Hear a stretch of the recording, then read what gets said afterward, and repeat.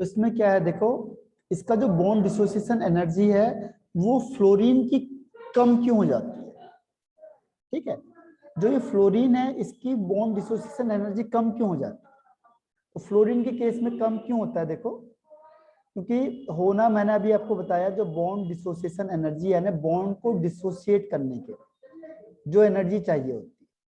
अब मैंने कहा फ्लोरीन को नंबर 1 पे होना चाहिए था, लेकिन फ्लोरीन क्योंकि छोटा साइज है तो ये नंबर 1 पे होना चाहिए था। लेकिन होता क्या है कि फ्लोरीन का स्मॉल साइज होता है। स्मॉल साइज होने की वजह से क्या होता है कि जो ये लोन पेयर होते हैं, अब ये लोन पेयर आपस में क्या करते हैं, रिपल्सन होने लगते हैं। ये लोन पेयर आपस में रिपल्सन करने लगते हैं। देखो स्ट्रॉन्ग बॉन्ड तो स्ट्रॉन्ग है, लेकिन लोन पेयर क्योंकि साइज छोटा है, तो जो लोन पेयर है इसमें रिपल्सन ज्यादा हो जाएगा, तो ये अपने आप ही टूट जाएगा, इसीलिए बॉन्ड वीक हो जाता है, ध्यान रखना। ठीक है, तो वो कहेगा कि जो एफ एफ बॉन्ड है ये वीक हो जाता है, ध्यान रखना, जो इसकी ये जो बॉन्ड है वीक हो जाता है। अगर ये क्वेश्चन आएगा तो हम स्मॉल साइज को प्रिफर नहीं करेंगे, हम कहेंगे एफ एफ बॉन्ड वीक हो जाता है, ध्यान रखना। एफ एफ बॉन्ड वीक हो जाता है, इसको प्रेफरेंस देते हैं। हम स्मॉल साइज कहेंगे तो इससे हम प्रेफरेंस नहीं देते। ठीक है, अगर उसमें स्मॉल साइज भी लिखा है तो उसको हम प्रेफरेंस नहीं देते, हम कहते हैं जो बॉन्ड बॉन्ड है एफ एफ के बीच में ये वीक हो जाएगा। क्यों हो जाएगा वीक, क्योंकि रिपल्सन होगा यहाँ पे छोटा साइज होने की वजह से। जो ये लोन पेयर इसके बीच में रिपल्सन होता है, इसके बीच में रिपल्सन होगा तो ये इसको इधर धकेलेगा, ये इसको इधर धकेलेगा और ये बॉन्ड जल्दी टूट जाएगा। ठीक है, इसीलिए ये तीसरे नंबर पे पहुंच जाता है, तो ये ध्यान रखना। बाकी और कोई भी एक्सेप्शनल केस इसमें नहीं है। ठीक, तो दो एक्सेप्शनल केस हैं, एक ईजीई का केस है, उसमें ध्यान रखना ईजीई में क्लोरीन ज्यादा होती है, फ्लोरीन दूसरे नंबर पे आता है। और ये दूसरा क्या है, bond dissociation energy, bond dissociation energy उस केस में क्लोरीन फिर नंबर 1 पे होता है, इसमें ब्रोमीन सेकंड पे है और फ्लोरीन तीसरे नंबर पे और आयोडीन चौथे नंबर पे। लेकिन वो कहता है जब हम ऑक्सीडाइजिंग एजेंट की बात करेंगे तो ऑक्सीडाइजिंग एजेंट में फ्लोरीन नंबर 1 पे ही रहता है। ऑक्सीडाइजिंग एजेंट का मतलब होता है इलेक्ट्रॉन को गेन करना। ठीक है, तो उस केस में ऑक्सीडाइजिंग एजेंट में फ्लोरीन पहले नंबर पे ही रहता है। तो यहाँ पे कंफ्यूज कर देता है कई बार आपको, असर्शन रीजन में वो कंफ्यूज कर देगा कि ईजीई का मतलब भी होता है इलेक्ट्रॉन को एक्सेप्ट करना, और ऑक्सीडाइजिंग एजेंट का मतलब भी यही होता है गेन ऑफ इलेक्ट्रॉन। लेकिन यहाँ पे फ्लोरीन तो नंबर 1 पे है और इसमें फ्लोरीन नंबर 2 पे है, तो आपको लगेगा एक स्टेटमेंट रॉन्ग है एक स्टेटमेंट राइट है। ठीक है, तो ये बिल्कुल सही है, जब ऑक्सीडाइजिंग एजेंट होता है इसमें भी गेन ऑफ इलेक्ट्रॉन होता है, लेकिन यहाँ पे ये नंबर 1 पे होता है फ्लोरीन, और ईजीई के केस में ये नंबर 2 पे होता है। ठीक है, तो ये आपका ये पोर्शन भी फिनिश होता है। ठीक, तो इसमें एक्सेप्शनल केस को ज्यादा ध्यान रखो, पहली चीज वो स्टेटमेंट पूछेगा आपसे और फिर रीजन देगा। फिजिकल प्रॉपर्टीज अभी हमने डिस्कस कर ही दिया था, और ये बॉन्ड जो सीसी बॉन्ड है इसको भी मैंने डिस्कस कर दिया था कि इससे कैसे होगा। अब आता है केमिकल प्रॉपर्टीज में। केमिकल प्रॉपर्टीज में ऑक्सीडेशन स्टेट से स्टार्ट करते हैं हम लोग। तो जो ऑक्सीडेशन स्टेट होती है, जो फ्लोरीन होती है वो -1 ऑक्सीडेशन स्टेट शो करता है, केवल एक जगह पे ये +1 ऑक्सीडेशन स्टेट शो करता है, और वो कहाँ पे होता है, HOF, इसे कहते हैं हाइपोफ्लोरस एसिड। हाइपोफ्लोरस एसिड यहाँ पे ये +1 होता है और ये -2 होता है ऑक्सीजन। बाकी सब जगह ये -1 करता है, इसके अलावा नहीं करता। लेकिन इसके अलावा क्लोरीन, ब्रोमीन या आयोडीन होते हैं जो ये -1, +1, +3, +5 और +7 ऑक्सीडेशन स्टेट शो करते हैं। तो रीजन क्या है, देखो ये हमने ऑक्सीडेशन स्टेट का बताया था इसमें कि जो लास्ट है इसमें क्या होता है, इसमें लास्ट होता है NH2NP5, तो ये S के 2 हो गए और P के 5 फिल हो गए। ठीक है, ये P के 5 हो गए, 1 2 3 4 एंड 5। अब क्या होता है, जितने अनपेयर्ड इलेक्ट्रॉन होंगे, अगर एक अनपेयर्ड इलेक्ट्रॉन है तो ये एक इलेक्ट्रॉन को गेन भी कर सकता है, इसे लूज भी कर सकता है। इसीलिए यहाँ पे 1 अनपेयर्ड इलेक्ट्रॉन की वजह से ये +1 और -1 ऑक्सीडेशन स्टेट शो करता है। अब आता है फर्स्ट एक्साइटेड स्टेट। फर्स्ट का मतलब जब आपने हीटिंग करी तो ये इलेक्ट्रॉन यहाँ से यहाँ जंप कर जाएगा, तो आपके पास अब कितने अनपेयर्ड इलेक्ट्रॉन हो गए, 3 अनपेयर्ड इलेक्ट्रॉन। तो 3 अनपेयर्ड इलेक्ट्रॉन का मतलब ये +3 ऑक्सीडेशन स्टेट शो करेगा। तो जितने अनपेयर्ड इलेक्ट्रॉन उतने ऑक्सीडेशन स्टेट शो करता है, ठीक है। तो यहाँ पे 3 अनपेयर्ड इलेक्ट्रॉन शो करेगा। इसके बाद फिर 3 ऑक्सीडेशन स्टेट, उसके बाद फिर आपने और हीट किया, सेकंड एक्साइटेड स्टेट का मतलब और ज्यादा हीट करोगे तो ये इलेक्ट्रॉन भी यहाँ से जंप करके डी में चला जाएगा। इसीलिए हम कहते हैं अब्सेंस ऑफ डी ऑर्बिटल। जिसके पास नहीं होगा वो अपनी वैलेंसी को एक्सटेंड नहीं कर पाता। अब यहाँ से इलेक्ट्रॉन यहाँ चला गया तो अब इसके पास कितने अनपेयर्ड इलेक्ट्रॉन हो गए, 3 + 2 5, तो 5 अनपेयर्ड इलेक्ट्रॉन हो गए। तो इसीलिए ये +5 ऑक्सीडेशन स्टेट को शो करता है। और अब आता है थर्ड एक्साइटेड स्टेट, यानी और ज्यादा हीट आपने प्रोवाइड करा दी। तो जैसे आप हीटिंग करोगे ये जो ये इलेक्ट्रॉन था ये भी इलेक्ट्रॉन यहाँ से इधर जंप कर जाएगा। तो ये थोड़ा सा मिस्टेक कर दिया बुक में भी, यहाँ पे अनपेयर्ड इलेक्ट्रॉन आएगा और ये इलेक्ट्रॉन जो था वो यहाँ पे चला जाएगा। तो ये 3 + 3 6 + 1 7, तो 7 unpaired electrons are there, means it show +7 oxidation state. But +7 oxidation state decreases down the group. Why? Because of inert pair effect. Inert pair effect. While +5 या +3 ऑक्सीडेशन स्टेट क्या होता है, इंक्रीज होता है down the group. Reason same है, inert pair effect, inert pair effect की वजह से, ठीक है। तो ये ऑक्सीडेशन स्टेट ध्यान रखनी कि मैक्सिमम +7 होती है, लेकिन आयोडीन का मैक्सिमम +5 होगा। आयोडीन 7 को शो नहीं कर पाएगा। रीजन क्या होगा, इनर्ट पेयर इफेक्ट की वजह से, क्योंकि आयोडीन सबसे बॉटम में है तो वहां पे इनर्ट पेयर इफेक्ट बहुत ज्यादा लगेगा। तो ये +7 को नहीं दिखाता है, +5 को ज्यादा दिखाएगा। तो ये ऑक्सीडेशन स्टेट का हो गया इसका। अब हम आगे आ जाते हैं इसमें, एनामिलस बिहेवियर ऑफ फ्लोरीन। फ्लोरीन का जो है वो औरों के कंपैरिजन में क्या है, डिफरेंट बिहेवियर शो करता है। तो इसका भी वही रीजन है, एनामिलस बिहेवियर। तो रीजन सेम है फ्लोरीन का, ये तो स्मॉल साइज होता है, छोटा साइज होगा। दूसरा, हाईएस्ट इलेक्ट्रोनेगेटिविटी इसकी बहुत ज्यादा होती है, हाईएस्ट होती है इलेक्ट्रोनेगेटिविटी। आयोनाइजेशन एनर्जी भी इसकी हाई होती है। और मेन है इसमें अब्सेंस ऑफ डी ऑर्बिटल, इसके पास डी ऑर्बिटल नहीं होता है। अब ये मैंने आपको डी ऑर्बिटल का रोल बता दिया था कि जिसमें डी ऑर्बिटल होगा वो अपनी वैलेंसी को एक्सटेंड कर सकता है, इसीलिए फ्लोरीन अपनी वैलेंसी को एक्सटेंड नहीं कर पाता और केवल -1 ऑक्सीडेशन स्टेट को ही शो करता है, ठीक है। तो ये हो गया आपका एनामलेस बिहेवियर ऑफ फ्लोरीन। तो ये फ्लोरीन की आपने रिएक्शन देखा होगा, ऑर्गेनिक रिएक्शन में भी फ्लोरीन की कोई रिएक्शन नहीं होती है। वो ये भी क्वेश्चन आता है कि F2 होता है, ये बहुत कम रिएक्शन शो करता है, क्यों? उसका रीजन क्या होता है कि जो एक्सोथर्मिक, ये जो फ्लोरीन होता है ये एक्सोथर्मिक रिएक्शन शो करता है और F के बीच का जो बॉन्ड होता है वो वीक बॉन्ड होता है, ठीक है। तो इसके बीच में लेस एनर्जी होती है, क्योंकि अभी मैंने आपको बताया था लोन पेयर की वजह से क्या होता है, इसका बॉन्ड वीक हो जाता है। तो वीक बॉन्ड होता है, ध्यान रखना, वीक बॉन्ड, और इसके बीच की एनर्जी लेस हो जाती है। तो ये जल्दी टूटेगा, और जल्दी टूटेगा तो क्या करता है, ये फास्ट रिएक्शन करता है। और जब फास्ट रिएक्शन करेगा तो रिएक्शन क्या होती है, अनकंट्रोल हो जाती है, अनकंट्रोल्ड। तो ये एक्सप्लोसिव हो जाता है, अनकंट्रोल्ड रिएक्शन होगी क्योंकि बहुत ज्यादा अमाउंट ऑफ एनर्जी निकलती है। तो अनकंट्रोल्ड होने से क्या होता है, एक्सप्लोसिव हो सकता है। इसीलिए फ्लोरीन को रिएक्शन करवाते ही नहीं है। आपने देखा होगा पूरी ऑर्गेनिक केमिस्ट्री में फ्लोरीन के आपने कोई रिएक्शन नहीं देखी होगी स्वार्ज रिएक्शन के अलावा। तो स्वार्ज में कंट्रोल होता है क्योंकि AgF को वहां पे यूज करते हैं। जनरली डायरेक्ट F2 आप कभी भी यूज नहीं करते, तो उसका रीजन यही होता है। तो इसमें ये भी क्वेश्चन आता है कि F2 है जो, ये डायरेक्ट क्यों नहीं करता है रिएक्शन, ठीक है, या हम क्यों नहीं करवाते हैं इसकी रिएक्शन को। तो रीजन क्या, देखो इसके बीच का बॉन्ड, इसकी एनर्जी लेस होती है, लेस होगी तभी तो जल्दी टूट जाएगा।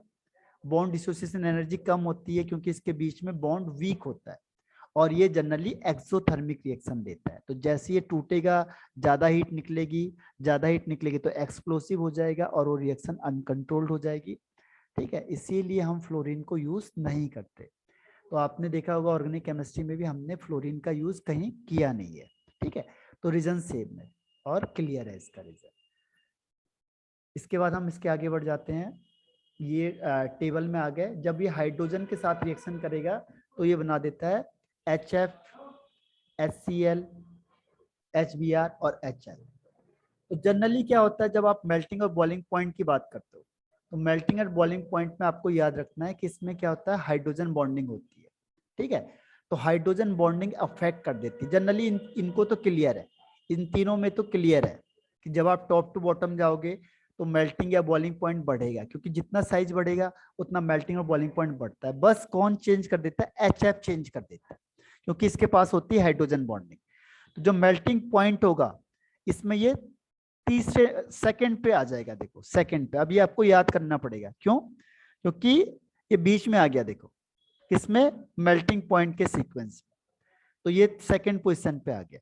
जबकि बॉइलिंग पॉइंट में ये नंबर 1 पे चले जाता है। तो ये तो एक्सपेरिमेंट है, क्योंकि एक्सपेरिमेंट करके देखा जाएगा कि कहाँ पे आ रहा है, इसकी वैल्यू कितनी है, तो कहाँ पे आ रहा है।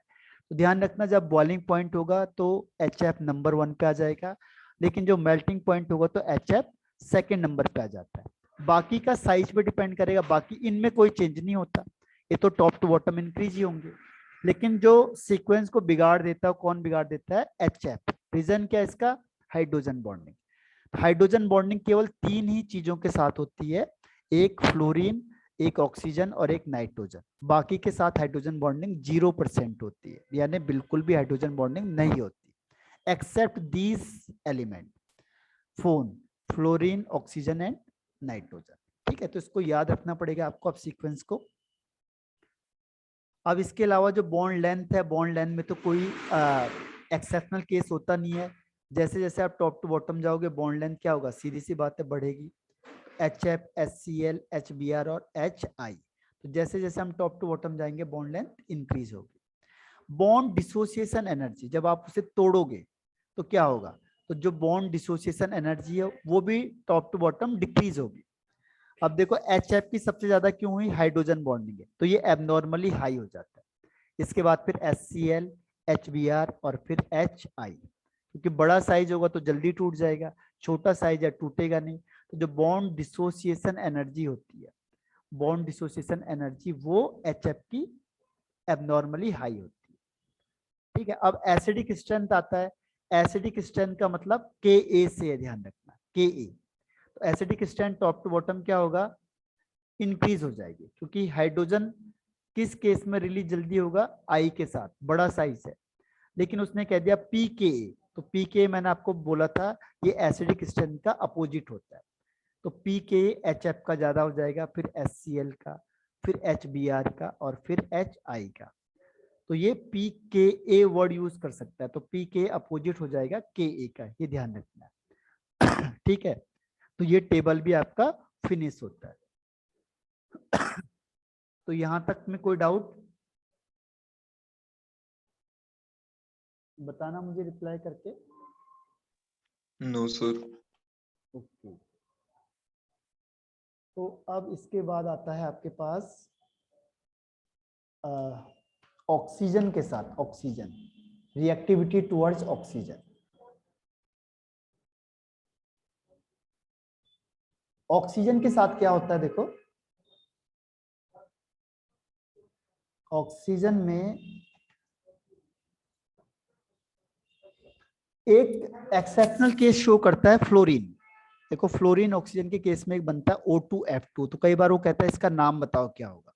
ठीक है, तो इसका एक वो कहता है ये होता है ऑक्सीजन फ्लोराइड, पहला नाम फ्लोराइड, और दूसरा नाम वो कहेगा कि फ्लोरीन ऑक्साइड, फ्लोरीन ऑक्साइड। अब बोलेगा कि बताओ इसमें से कौन सा नाम इसका सही होगा। ठीक है, तो कभी भी ध्यान रखना, जो लास्ट में हम किसको लिखते हैं ना, लास्ट में हम उस एलिमेंट को लिखते हैं जिसकी इलेक्ट्रोनेगेटिविटी हाई होती है। तो यहाँ पे फ्लोरीन की इलेक्ट्रोनेगेटिविटी ज्यादा होती है ऑक्सीजन से, तो हम पहले नाम को प्रिफर करेंगे, ऑक्सीजन फ्लोराइड या डाई ऑक्सीजन डाई फ्लोराइड, क्योंकि दोनों दो दो हैं, डाई ऑक्सीजन डाई फ्लोराइड। ठीक है, इस नाम को प्रिफर करेंगे, फ्लोरीन ऑक्साइड को प्रिफर नहीं करते। और एक और आता है इसमें OF2, तो इसका नाम भी क्या हो जाएगा, ऑक्सीजन डाइफ्लोराइड। क्यों फ्लोराइड लिखा मैंने लास्ट में, क्योंकि जो फ्लोरीन है उसकी इलेक्ट्रोनेगेटिविटी ज्यादा है ऑक्सीजन से, तो जिसकी इलेक्ट्रोनेगेटिविटी ज्यादा होगी उसे लास्ट में लिखा जाता है। ठीक है, इसीलिए फ्लोराइड को मैंने लास्ट में लिखा है। तो ये नेम पूछ लेता है। दूसरा इसमें ऑक्सीडेशन स्टेट पूछता है। जब O2F2 होगा तो यहाँ पे ऑक्सीडेशन स्टेट क्या होगा, इस ऑक्सीजन का हो जाएगा +1, इसका -1। ये 2 हैं तो +2, ये 2 हैं तो -2। ऐसी OF2 में फ्लोरीन का तो माइनस ही रहेगा, ऑक्सीजन का +2 हो जाता है, क्योंकि fluorine is more electronegative than oxygen. तो फ्लोरीन क्या करेगा, ऑक्सीजन से इलेक्ट्रॉन को निकाल लेगा बाहर को। ठीक है, तो इसीलिए ऑक्सीडेशन स्टेट यहाँ पे ऑक्सीजन की प्लस में होती है बस विद फ्लोरीन, बाकी का नहीं होता। अब रिएक्टिविटी या ऑक्सीडाइजिंग एजेंट की अगर हम बात करते हैं, ऑक्सीडाइजिंग एजेंट की बात करेंगे या अगर हम रिएक्टिविटी की बात करते हैं, तो उसमें भी आपको एक चीज का ध्यान रखना, ऑक्सीडेशन स्टेट। जिसकी ऑक्सीडेशन स्टेट ज्यादा होगी वो ज्यादा रिएक्टिव होगा या स्ट्रॉन्ग ऑक्सीडाइजिंग एजेंट हो जाएगा। ठीक है, या उसका एसिडिक कैरेक्टर ज्यादा हो जाएगा, एसिडिक कैरेक्टर ज्यादा हो जाएगा। तो ये याद रखना आपको। तो सारा जो गेम है इसमें वो ऑक्सीडेशन स्टेट का है। किसकी रिएक्टिविटी ज्यादा है, किसकी रिएक्टिविटी कम है, वो किससे डिसाइड होगा, ऑक्सीडेशन स्टेट से। अगर सेम है तो ये किसके लिए था, सेम एलिमेंट के लिए। अगर डिफरेंट होंगे तो इलेक्ट्रोनेगेटिविटी डिसाइड करती है। जिसकी इलेक्ट्रोनेगेटिविटी ज्यादा होगी उसका एसिडिक स्ट्रेंथ ज्यादा होगा या उसकी रिएक्टिविटी ज्यादा हो जाएगी। ठीक है, तो ये इलेक्ट्रोनेगेटिविटी होगी अगर डिफरेंट होगा, और सेम होगा तो ऑक्सीडेशन स्टेट। जैसे इसने यहाँ पे दिया हुआ है Cl2O, ClO2, ClO3 या ClO4 माइनस ऐसे देते हैं। तो ऑक्सीडेशन स्टेट आपको पता है कि ऑक्सीडेशन स्टेट यहाँ पे कितनी होगी, ये 2 है। ठीक है, इसको हटा देते हैं माइनस को। यहाँ पे अगर 2 है तो ये +1 हो जाएगी। ठीक है, यहाँ पे +3 हो जाएगी, यहाँ पे +5 हो जाएगी, यहाँ +7 हो जाएगी। ऑक्सीडेशन स्टेट इंक्रीज हो रहा है तो रिएक्टिविटी, एसिडिक स्ट्रेंथ, ये सब बढ़ते जाएंगे। ऑक्सीडेशन नंबर बढ़ेगा तो एसिडिक स्ट्रेंथ बढ़ता जा रहा है, और एसिडिक स्ट्रेंथ बढ़ेगा, और इसके अलावा एसिडिक स्ट्रेंथ बढ़ रहा है और आपका ऑक्सीडाइजिंग एजेंट बढ़ेगा और रिएक्टिविटी इंक्रीज हो रही है। तो इस तरीके से आप इसको बता सकते हो ऑक्सीडेशन स्टेट के बेस पे।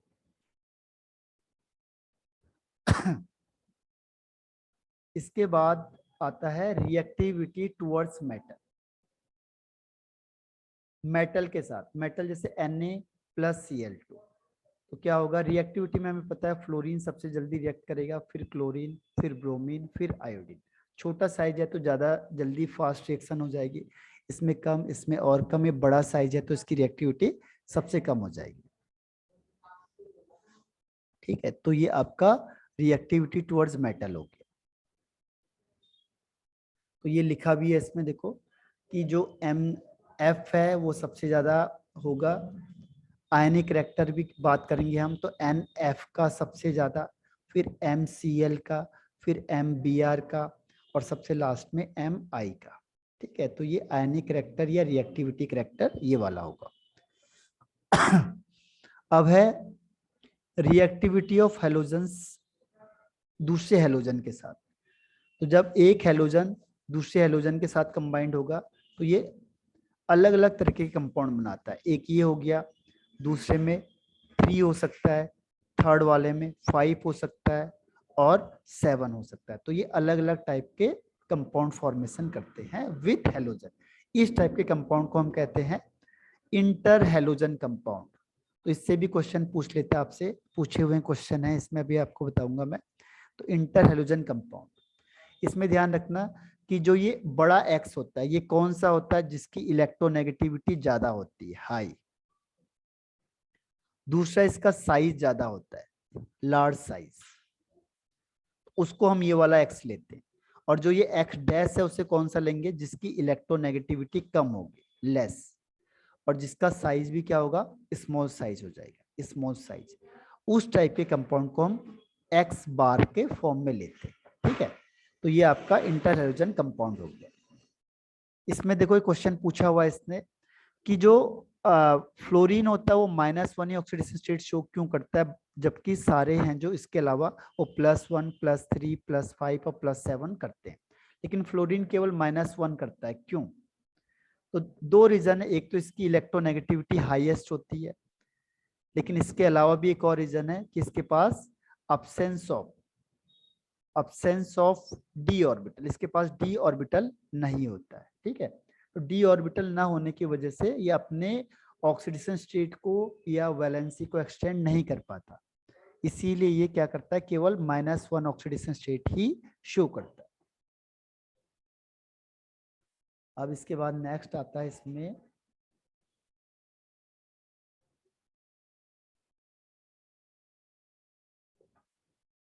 एक क्वेश्चन और आता है आपके पास ये तो हमने सब डिस्कशन कर दिया था सारे टॉपिक पे, कि जो हेलोजन होते हैं जनरली कलर्ड होते हैं, क्यों?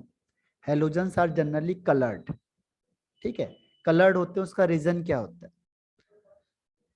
तो इसका रीजन यही होता है कि इसके पास अनपेयर्ड इलेक्ट्रॉन होता है, और अनपेयर्ड इलेक्ट्रॉन होगा, जैसे आप इसको लाइट दोगे ये अनपेयर्ड इलेक्ट्रॉन क्या होता है, जंप कर जाता है हायर एनर्जी स्टेट में, और हायर एनर्जी स्टेट में जंप करने के बाद थोड़ी देर में, जैसे यहाँ पे था ये इलेक्ट्रॉन यहाँ पे है, जैसे आपने लाइट पड़ेगी ये इलेक्ट्रॉन हायर में जंप करेगा, थोड़ी देर में फिर ये वापस आता है, तो ये एनर्जी को एमिट करता है इन टर्म्स ऑफ लाइट के टर्म्स में, ठीक है, in the form of light के फॉर्म में एनर्जी को एमिट करता है। इसलिए जब आपको उजाला दिखता है तभी आपको कलर दिखता है, अगर आपको अंधेरा रूम है तो उसमें कोई चीज कलर नहीं दिखाई देगी, क्योंकि वहां पे इलेक्ट्रॉन जंप होते ही नहीं है।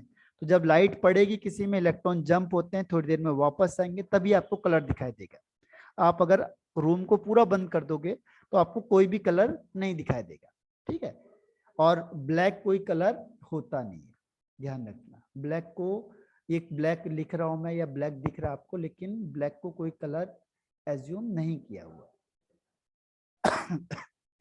तो ये यहाँ तक आपको समझ में आया, पहले इसके ऊपर तक का इसको को देखते जाना एक बार, और जो भी इसके मैंने पेपर भेजा हुआ है, जो नहीं आता उससे फिर मुझे डिस्कस करना आपने। पहले यहाँ तक बताओ, फिर इसके आगे बढ़ जाते हैं हम लोग। इसमें 3 एलिमेंट आएंगे, क्लोरीन, HCl और इंटर हेलोजन कंपाउंड, ठीक है। तो ये आपका 17 भी फिनिश हो जाएगा, ठीक। तो इसमें से अभी तक बताओ मुझे, यहाँ तक में कोई दिक्कत किसी को, कोई चीज या कोई क्वेश्चन आपको नहीं आया हो, कोई हेडिंग, कोई पॉइंट?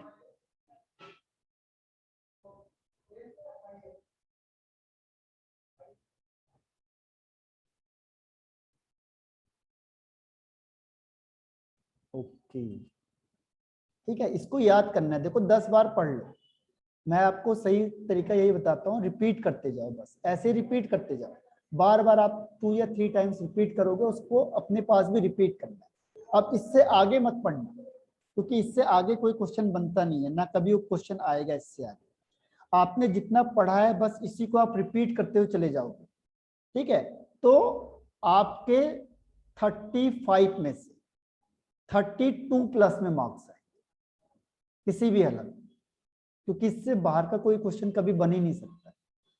और उसके बाद भी आपके पास 10 ऑप्शन, अगर आपको कोई क्वेश्चन ऐसा लग भी गया तो 10 ऑप्शन है आपके पास जो आप ना करो, ठीक है। तो वो 10 क्वेश्चन को अगर हम छोड़ भी दें तो भी, लेकिन रिपीटिशन इंपॉर्टेंट है, क्योंकि माइंड से स्लिप हो जाती है चीज, हम भी नहीं पढ़ते हैं तो हमारे दिमाग से स्लिप हो जाती है। तो रिपीट करते जाना, अब यहाँ से बार बार उसी चीज को रिपीट करो पर डे। आप ये देखो, ये मत देखो कि हमने पढ़ लिया, ये उसे याद करके फिर से रिपीट करो, ठीक है। अब देखो क्लोरीन को आ जाते हैं हम लोग, क्लोरीन।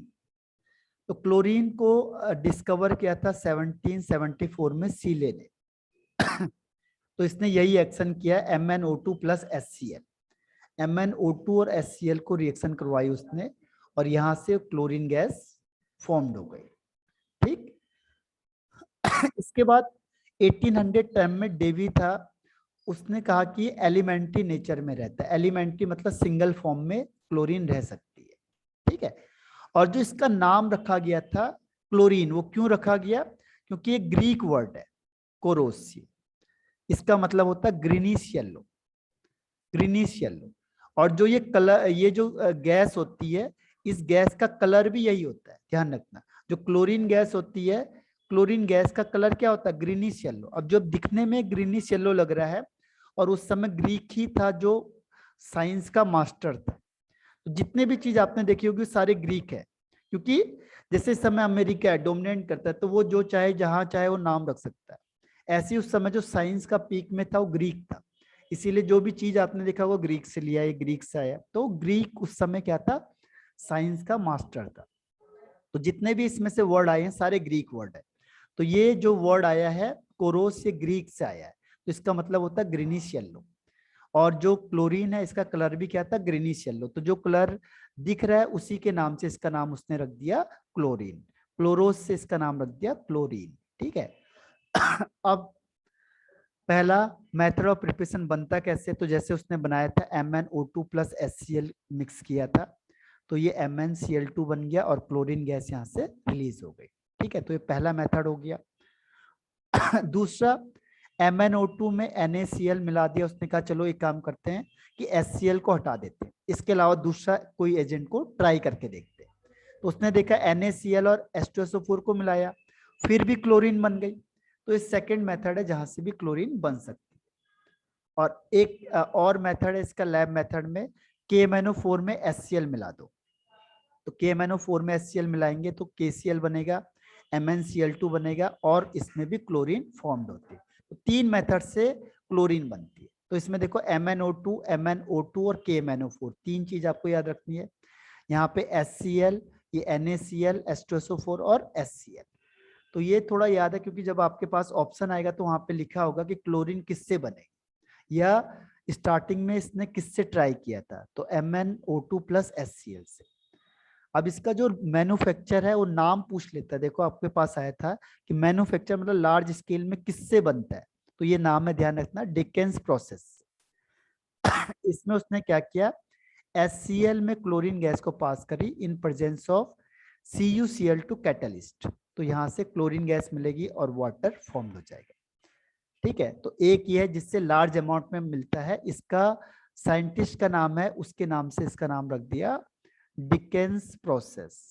तो कई बार नाम कोई इसमें पूछ लेता है। दूसरा इसमें आता है electrolytic process. Electrolytic process, electrolytic का मतलब इलेक्ट्रिसिटी पास आउट कराओगे। तो ये आपने क्लास 10th में पढ़ा था, जैसे NaOH लिया आपने, ठीक है, NaOH, और इस NaOH में क्या किया आपने, सॉरी NaCl में, NaCl का इलेक्ट्रोलाइटिक हाइड्रोलाइसिस किया आपने। ठीक है, ब्राइन सॉल्यूशन लिया आपने, इसमें आपने इलेक्ट्रिसिटी पास कर दी, तो ये बन जाता है NaOH, कास्टिक सोडा, ये मेन प्रोडक्ट बनता है इसमें, और क्लोरीन और हाइड्रोजन इसमें बनते हैं बाई प्रोडक्ट। ये दोनों यहाँ पे बाई प्रोडक्ट बनते हैं। अगर आपको याद हो तो इस प्रोसेस का नाम होता है क्लोर एल्कली प्रोसेस। क्लोर एल्कली प्रोसेस, ये क्लास 10 की रिएक्शन है, आपने पढ़ा होगा। तो इसमें क्लोरीन बाई प्रोडक्ट बनता है, लेकिन ये बाई प्रोडक्ट भी ज्यादा अमाउंट में बन जाता है। ठीक है, तो ये दो मेथड हैं इसके जो जिससे क्लोरीन लार्ज अमाउंट में आपको मिलती है। तो इसके नाम को याद रखना है बस, डिकेन प्रोसेस और इलेक्ट्रोलाइसिस प्रोसेस में ये बाई प्रोडक्ट के फॉर्म में मिलता है। ठीक है, और ये क्लोरीन का नेगेटिव चार्ज होता है तो ये प्लस की तरफ जाएगा, तो प्लस का मतलब ये आपको कहाँ मिलेगा, एनोड में। जबकि हाइड्रोजन का प्लस चार्ज होता है तो माइनस में जाएगा, यानी ये मिलेगा आपको हाइड्रोजन कैथोड में। ठीक है, तो इस छोटे छोटे क्वेश्चन इसमें बन जाते हैं। अब इसके आगे बढ़ जाते हैं हम इसमें क्लोरीन के नेक्स्ट पॉइंट पे, प्रॉपर्टीज में। ठीक, आज अब इसे सॉल्व कर देना पूरा। अब से जितना ये रिपीटेशन ही करते जाना है बस, आप एक चीज इतना ही ध्यान रखना, क्योंकि इससे जो ये आएगा ये 90% तक आपका कोर्स पूरा कवरअप होता है। 10% हर हमेशा बुक से बाहर का दिया होता है। जैसे हम लोग कई क्वेश्चन पेपर किए थे तो उसमें कुछ क्वेश्चन बाहर के दिए होते हैं, तो वो ऑथराइज्ड होता है, क्योंकि 10% उन स्टूडेंट के लिए होता है जो बहुत हाई लेवल के होते हैं, जिनको बहुत ज्यादा नॉलेज होता है हर एक चीज का, बुक से अलावा भी कई एक्स्ट्रा नॉलेज रखते हैं, तो इसीलिए वो 10% बाई चांस दे सकता है। वैसे कभी दिया होता है, कभी नहीं दिया होता है, लेकिन जो बोर्ड है वो अगर स्ट्रिक्टली फॉलो करती है तो 10% के आसपास बिल्कुल अलग क्वेश्चन होते हैं जो आपकी बुक में नहीं होते। ठीक है, तो वो उन स्टूडेंट के लिए होते हैं जो बहुत ज्यादा एक्सीलेंट होते हैं या जिनको बहुत अच्छा नॉलेज है बुक के साथ साथ बाहर का भी, और यही डिफ्रेंशिएट करते हैं मेन स्टूडेंट को नॉर्मल से। तो इसमें देखो प्रॉपर्टीज में ध्यान रखना, इसका कलर अभी मैंने बताया ग्रीनिश येलो कलर होता है, पंजेंट स्मेल होता है, सफोकेटिंग ऑर्डर होता है इसका, और वाटर या एयर से 2 या 3 टाइम्स हैवियर होता है, और जब आप इसे लिक्विफाइड करोगे यानी लिक्विड में चेंज करोगे तो ग्रीनिश येलो लिक्विड में हो जाता है, चेंज बॉइलिंग पॉइंट है 239 केल्विन, और वाटर में सॉलेबल होता है। इसके अलावा रिएक्शन में देखो, रिएक्शन का नॉर्मली रिएक्शन दे रही है, अगर सिंगल एलिमेंट के साथ रिएक्शन करती है यानी कोई भी मेटल या नॉन मेटल हो तो आपको वैलेंसी ध्यान रखनी है, जैसे Cl की वैलेंसी 3 है, Al की वैलेंसी 3 है, Cl की -1 है, कंपाउंड बनेगा तो इसका कंपाउंड बनेगा AlCl3। जैसे सोडियम के साथ रिएक्शन करेगी तो सोडियम की वैलेंसी है +1, Cl की -1, तो ये बन जाएगा NaCl। अगर आयरन के साथ रिएक्शन करेगा तो आयरन की वैलेंसी होती 3, Cl की होती -1, कंपाउंड बनेगा तो ये बन जाता है FeCl3। तो जब भी मेटल के साथ रिएक्शन करोगे तो वैलेंसी को क्रॉस मल्टीप्लाई करना है बस, बाकी और कुछ नहीं करना है, ठीक है। थोड़ा सा ये सल्फर के साथ डिफरेंट है, बस सल्फर और क्लोरीन रिएक्शन करेंगे तो ये बन जाता है S2Cl2। यहाँ पे जो सल्फर होता है इसकी ऑक्सीडेशन स्टेट यहाँ पे +1 जो थोड़ा सा डिफरेंट है, ठीक है, बाकी का सेम कॉन्सेप्ट। इसके अलावा ये हाइड्रोजन के साथ बहुत ज्यादा ग्रेट एफिनिटी शो करती है, तो हाइड्रोजन प्लस H2 ये HCl है, ये तो आपने कई बार पढ़ा होगा। दूसरा H2S प्लस Cl2, तो ये हाइड्रोजन के साथ मिलेगी और सल्फर को बाहर कर देगी। ऐसी अगर थर्ड वाली रिएक्शन है CH4 और Cl2, तो ये हाइड्रोजन के साथ मिलेगी और कार्बन को बाहर कर देगी, ठीक है। तो जब भी कार्बन और हाइड्रोजन या कोई चीज कंपाउंड होगा और Cl2 होगा तो Cl2 हाइड्रोजन के साथ कंबाइंड होगी और जो दूसरा एलिमेंट उसके साथ होगा वो सेपरेट हो जाएगा। अब इसमें से जो ये रिएक्शन है नेक्स्ट वाली, ये बोर्ड में पूछी हुई है, ठीक है, 2-3 टाइम्स, कॉम्पिटिटिव लेवल में भी 2-3 टाइम्स पूछी हुई है।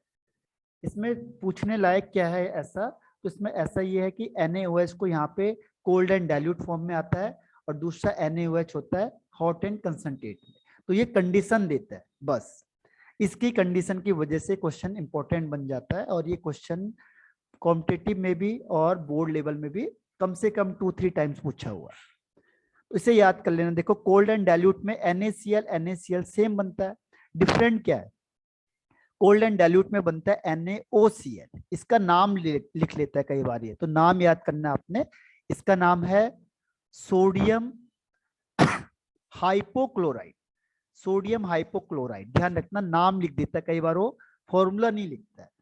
तो जैसे ही कोल्ड एंड डाइल्यूट होगा तो हाइपोक्लोराइड बनता है, और अगर हॉट एंड कंसंट्रेट होगा तो इसका नाम होता है सोडियम क्लोरेट, ध्यान रखना क्लोरेट बनता है, क्लोरेट ध्यान रखना, NaClO3 इसे कहते हैं क्लोरेट, ठीक है।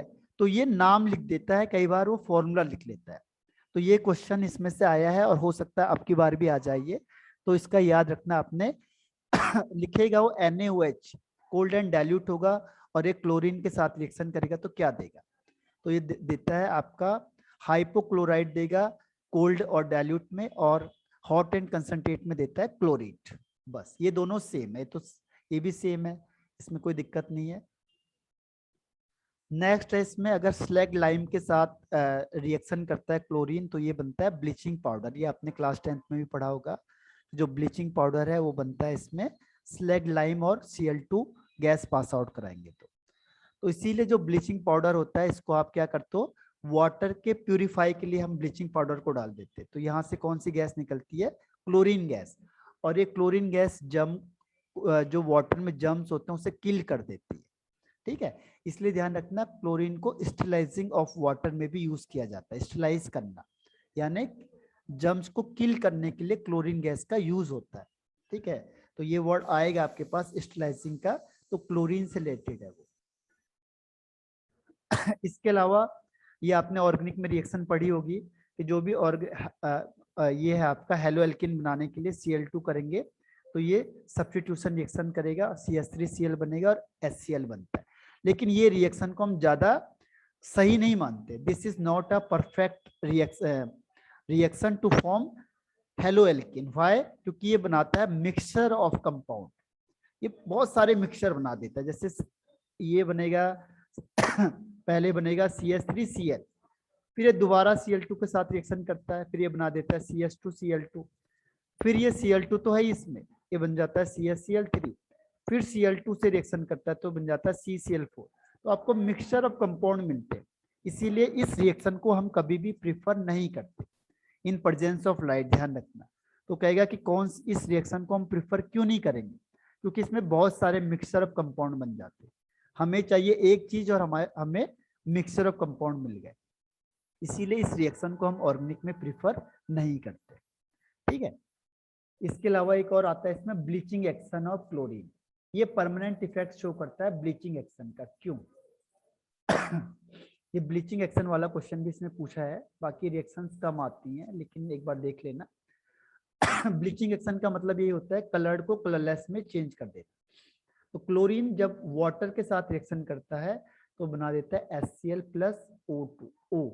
ये नेसेंट ऑक्सीजन होता है, और नेसेंट ऑक्सीजन का मतलब ये यहाँ पे ऑक्सीडाइजिंग एजेंट का काम करता है, इसीलिए ये परमानेंट इफेक्ट शो करता है। जबकि SO2 के साथ क्या था, इसमें नेसेंट हाइड्रोजन प्रोड्यूस हो रहा था, यानी ये रिड्यूसिंग एजेंट का काम कर रहा था, इसीलिए ये टेम्परेरी था। और बाकी इसमें सारे में परमानेंट क्यों है? क्योंकि यहाँ पे ऑक्सीडाइजिंग एजेंट की तरह काम करेगा और इसमें रिड्यूसिंग नेसेंट ऑक्सीजन प्रोड्यूस होगा, इसीलिए ये परमानेंट ब्लीचिंग एक्शन शो करता है। ब्लीचिंग एक्शन क्या होता है? किसी भी कलर्ड चीज को कलरलेस में चेंज कर देना। तो जैसे ये नेसेंट ऑक्सीजन कलर्ड में जाएगा, कलर्ड में उसे चेंज कर देगा कलरलेस में, तो इसीलिए ब्लीचिंग एक्शन को शो करेगा। ठीक है, और बाकी जो ये रिएक्शन है इसमें आपको पता है कौन सा एजेंट का काम करता है? ये करता है यहाँ पे ऑक्सीडाइजिंग एजेंट का काम, तो ये दूसरे को ऑक्सीडाइज कर देगा।